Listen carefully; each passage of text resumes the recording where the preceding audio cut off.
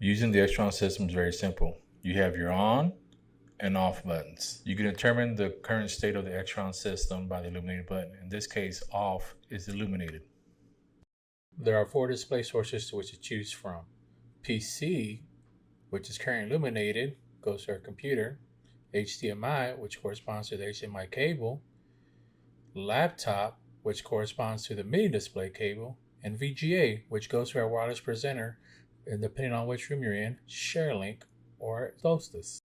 There are 3 audio options: low volume, high volume, and mute.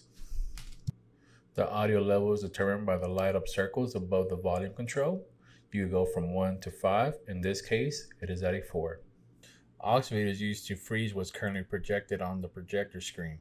It is very handy when you don't want to display what is on your monitor to the projector. To activate the freeze, simply press the aux video and the button will illuminate. On the top right hand corner of the projector screen, you will see the word freeze. To unfreeze, simply press aux video again. To use the HDMI mini display retractable cables, all you have to do is pull out the cable, plug it into your device, select the source. In this case, we are going to use the HDMI. After you're done presenting, unplug the cable from your device, press the button, which will retract the cable back into position for the next person.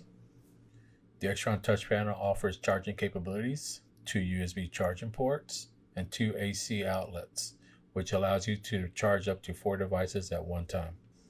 Once you are ready to begin, press the on button. The on button will be illuminated. You will hear a beep from the projector, and the projector will come on.